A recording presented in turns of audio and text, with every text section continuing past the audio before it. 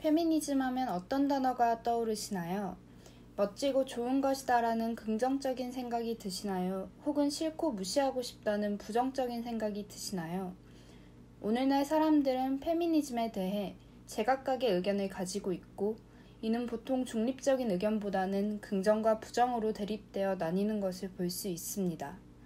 페미니즘은 오늘날 큰 영향력을 가지고 있는데, 이를 미디어 관점에서 살펴본 이론을 페미니스트 미디어 이론이라고 합니다. 이는 단순히 사회 문화, 그리고 미디어를 분석하는 것이 아니라 그것들을 적극적으로 비평하고 변화시키려는 것입니다.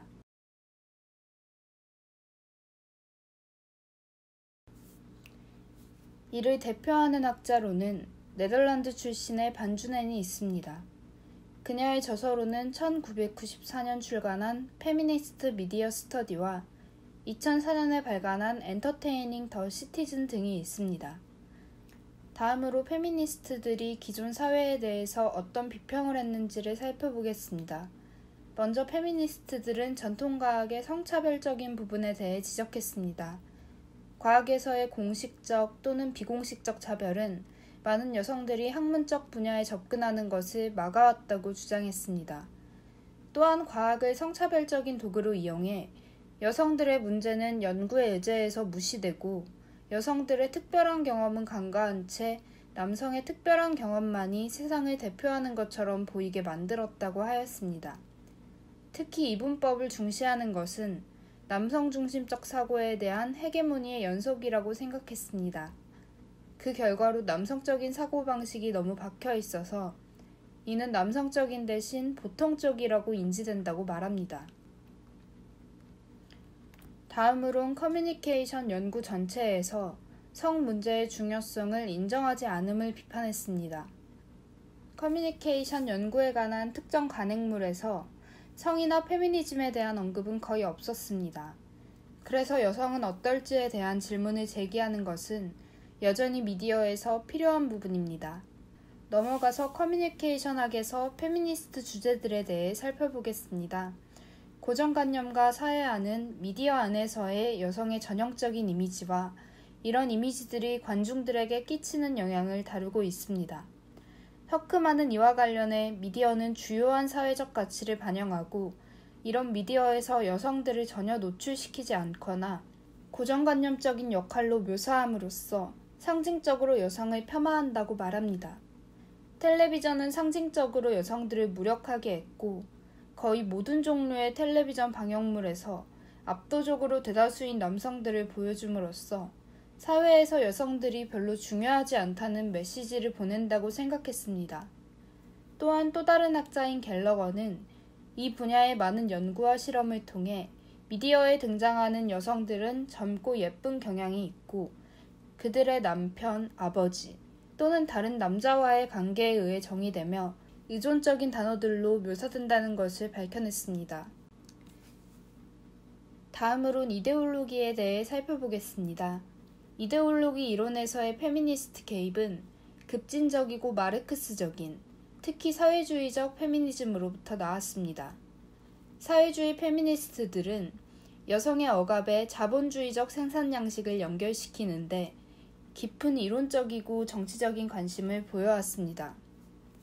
그들의 바탕이 된 마르크스주의자들은 자본가와 노동자만을 인간 유형으로 인지하는 반면에, 사회주의 페미니즘은 인간이 성, 인종, 민족, 나이, 그리고 국적으로도 정의된다고 인식합니다. 그들은 이데올로기로 인해 사회적인 성과 가부장적인 관계의 재생산이 이루어진다고 생각했습니다.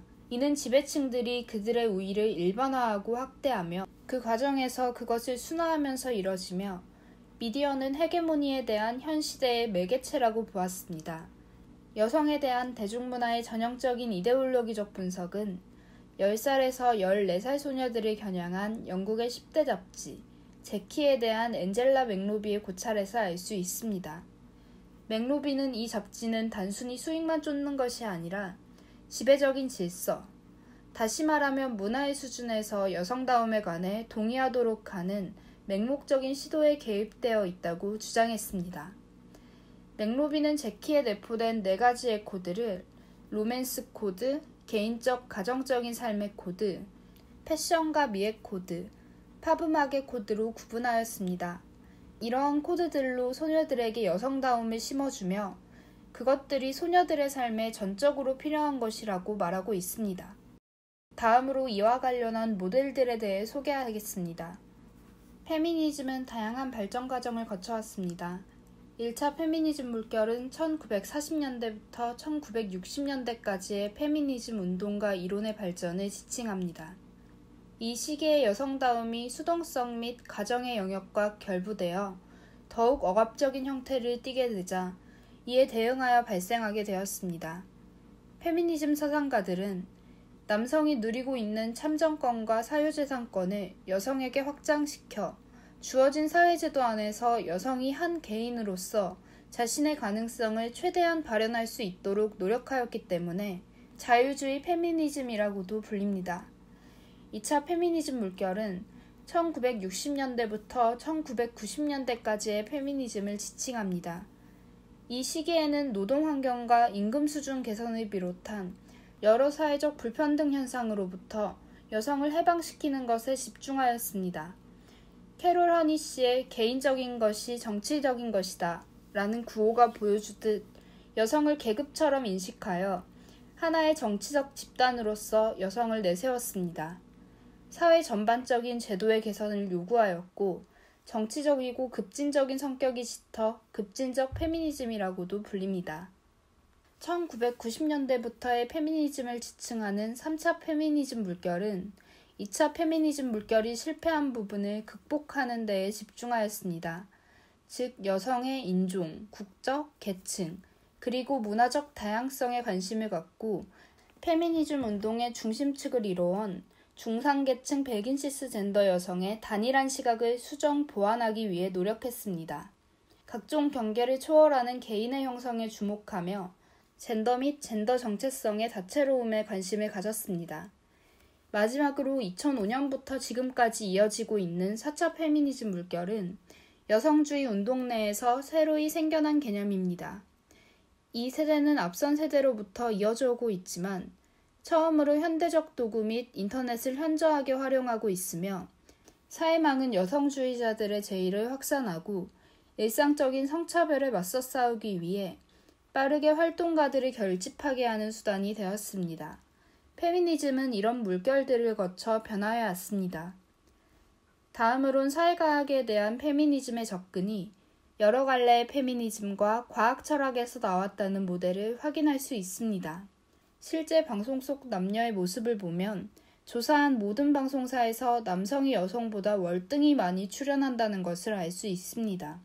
또한 등장인물의 직업군을 보면 남성은 상층 엘리트 고학력의 소유자로 여성은 남성을 보조하거나 평범한 사람으로 묘사되는 걸 확인할 수 있습니다.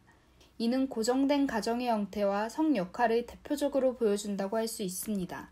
마지막으로 앞선 문제 제기들이 미디어 이론에 어떤 영향을 주는지를 알아보기 위해 페미니스트 미디어 이론과 연구가 관련 주제들에 접근하는 새로운 방법을 제안했는지, 이 학자들이 새로운 체제, 새로운 디자인, 그리고 새로운 방법을 개발했는지, 이러한 혁신들이 패러다임을 설명하는 데 크게 영향을 미쳤는지에 대해 여러 질문들을 던졌고, 그 결과 페미니스트 용어에서 미디어는 사회 질서의 유지에 공헌하기 위한 성차별주의, 가부장주의 또는 자본주의 가치를 전달하는 것으로 봄으로써 새로운 관점으로 접근했다는 것을 확인했습니다. 여기까지 페미니스트 미디어 이론에 대한 설명이었습니다.